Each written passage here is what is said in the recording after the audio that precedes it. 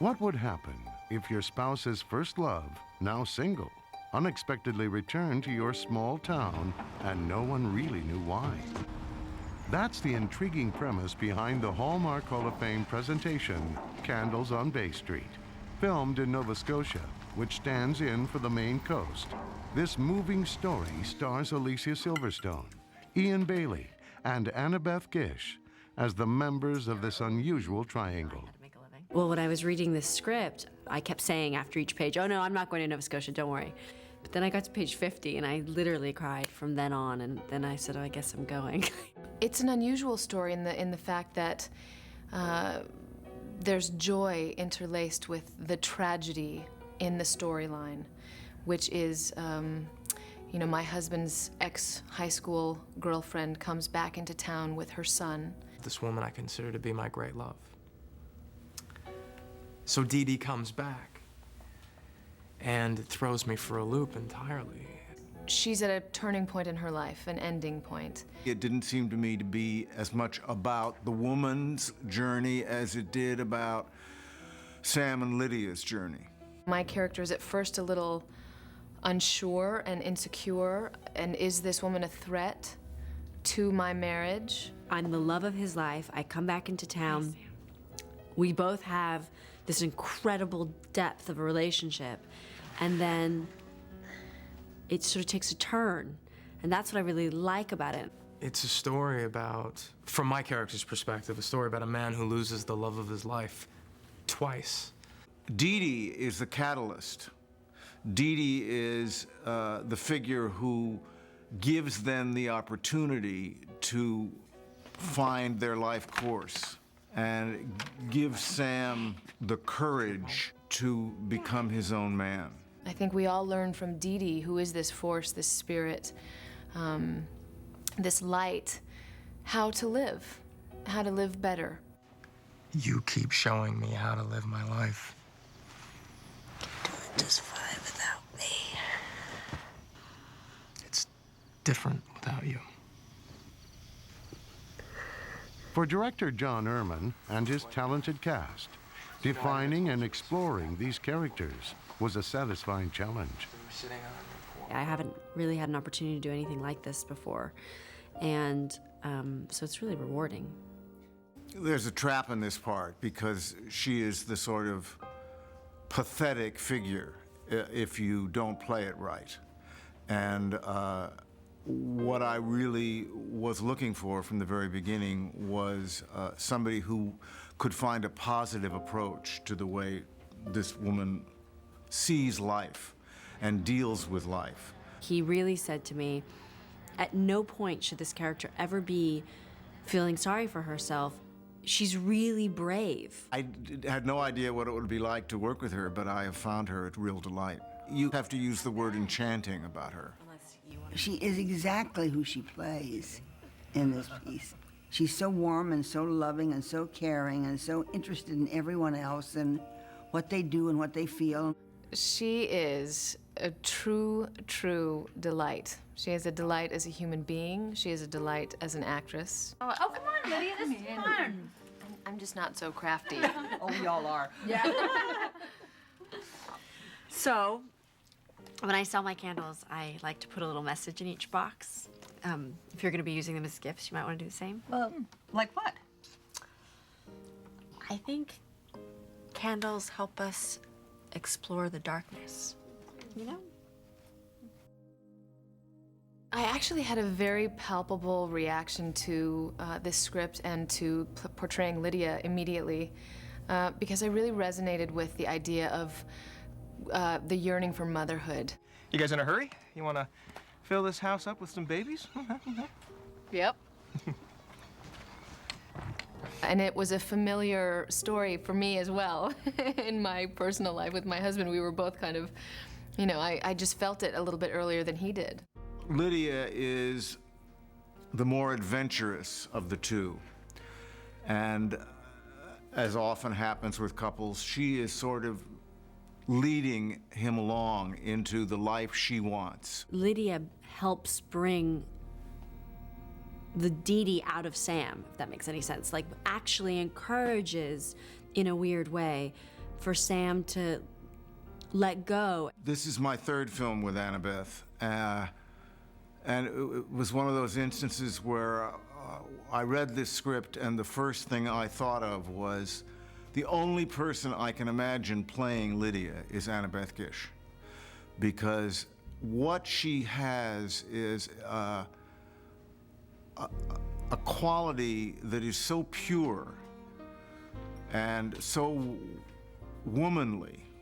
Very, very fortunate in this particular cast because Annabeth, of course, Gish, I've worked with before.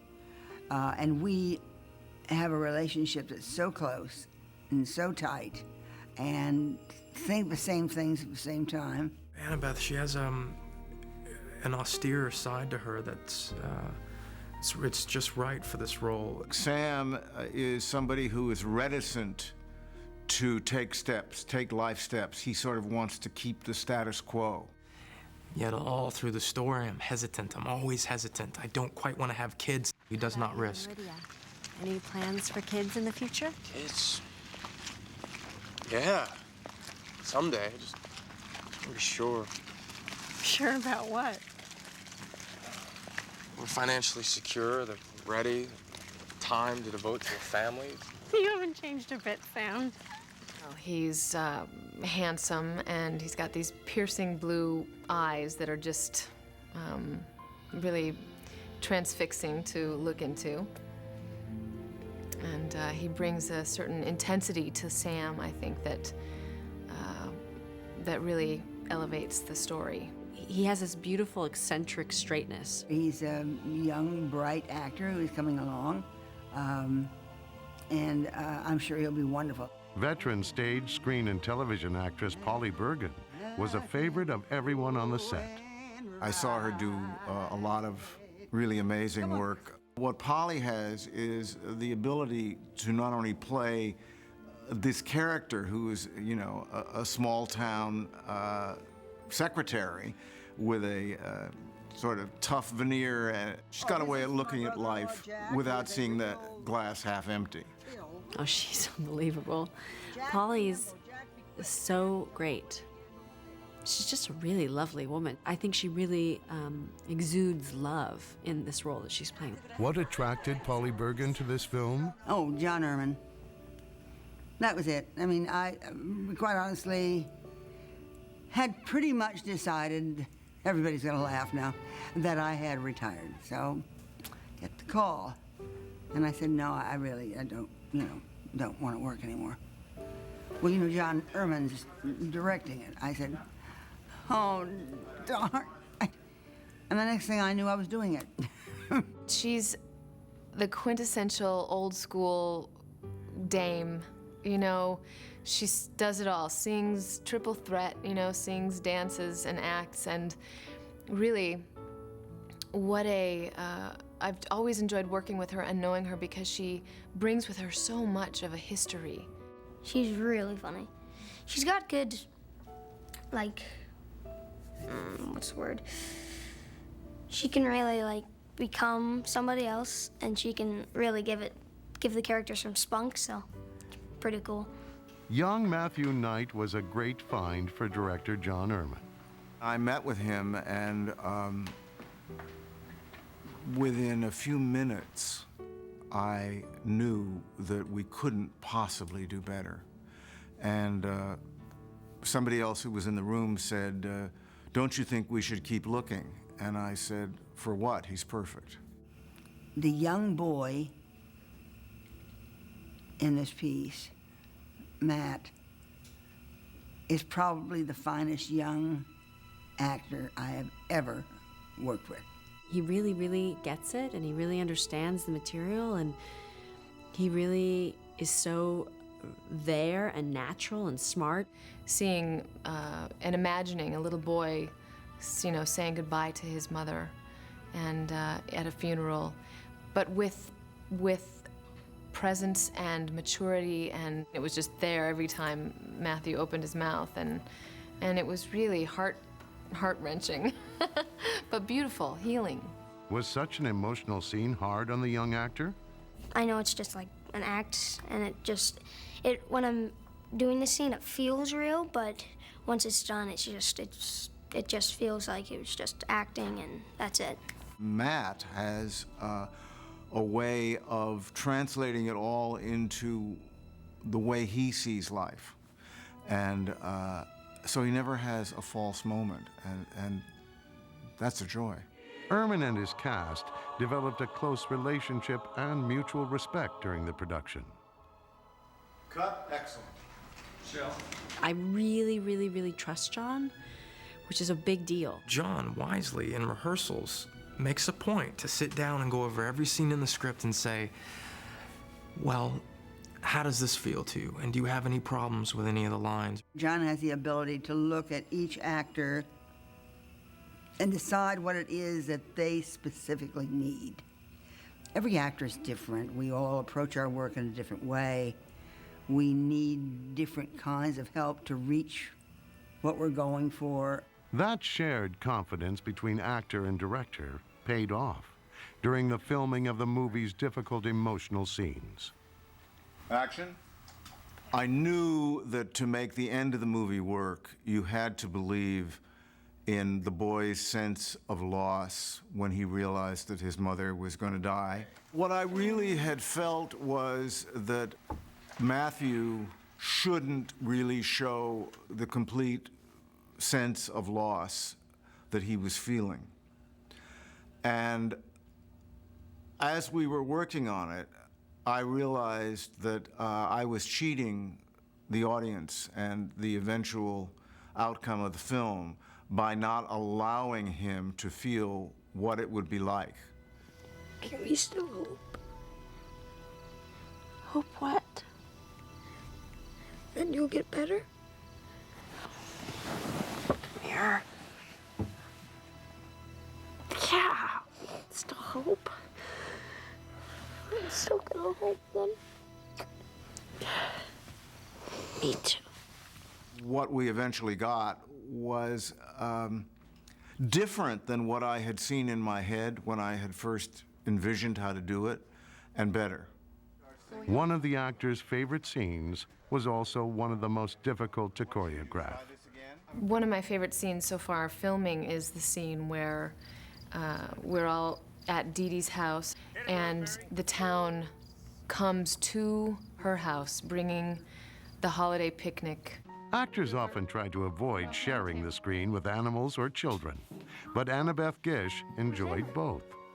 I was a bit worried about playing a vet because I know that there's a lot of technicalities, and but I was able to sort of study and shadow a couple of vets here in Halifax, and I think the verdict so far, people are pretty impressed with what I've been able to pull out of my trick bag. Matthew Knight also had several animal co-stars, but the most impressive wasn't real. It was an animatronic horse. I had to get myself in that, like, scared, kind of worried, anticipating sense of it could die, and not knowing whether or not to pull hard enough. And it was actually kind of hard, and I was jumping up and down and getting myself out of breath and getting that stressy feeling in my stomach. It was a pretty cool scene, though, with all the animatronic horses and stuff. It was pretty cool.